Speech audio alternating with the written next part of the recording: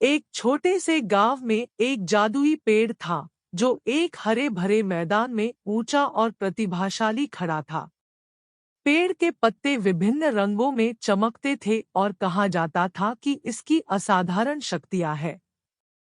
गांव वालों का मानना था कि यदि कोई व्यक्ति ईमानदार और स्वार्थहीन भाव से पेड़ के नीचे विश करेगा तो वह पूरी हो जाएगी।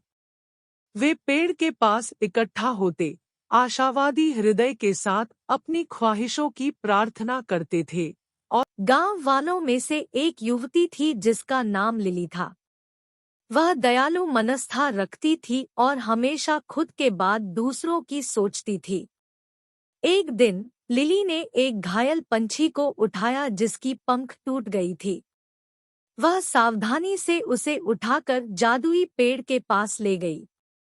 आंखों में आंसू लेकर लिली ने एक ख्वाहिश की, प्यारे जादुई पेड़, कृपया इस छोटे से पंछी की पंखों को ठीक कर दें ताकि वह फिर से उड़ सके। और स्वती और हल्की हवा पंछी के पास से गुजरी। अचरज से पंछी की पंख ठीक हो गई और वह अपनी पंख फड़फड़ाने के लिए तैयार हो गई।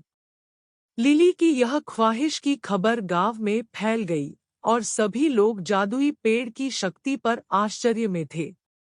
वे अपनी ख्वाहिशों के साथ पेड़ के पास जाने लगे, अपने जीवन में इसके हस्तक्षेप की तलाश में।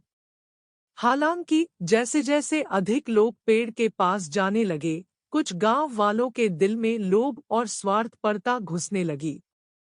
वे अपनी ख्वाहिशों की प्राथमिकता को ध्यान में रखते हुए विश करने लगे, बिना दूसरों के लिए परिणामों को विचार किए।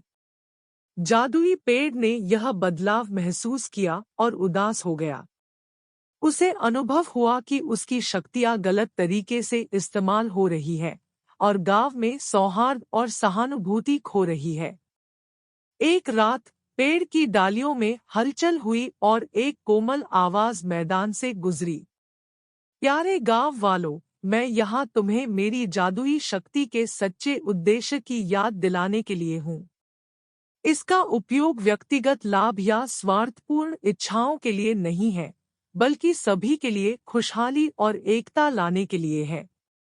गांव वालों ने सुना और पेड़ के शब्दों में समझ आई।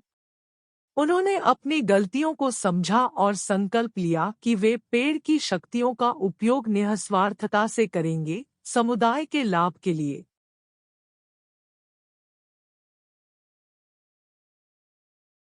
उस दिन से वह गांव वाले जादुई पेड़ के चारों ओर इकट्ठा होते रहते थे, न कि अपनी व्यक्तिगत ख्वाहिशों के साथ, बल्कि समुदाय के लिए शांति, प्यार और समृद्धि के साझे सपनों के साथ। वे साथ मिलकर काम करते रहते थे, एक दूसरे का समर्थन करते रहते थे और गांव के अंदर दया और सहानुभूति से बहुल हो गया। कहानी का सार यह है कि वास्तविक जादू निस्वार्थता में और अद्भुत शक्तियों का उपयोग दूसरों के हित के लिए करने में निहित है। Thanks for watching. Don't forget to like, share and subscribe my channel Amistudy.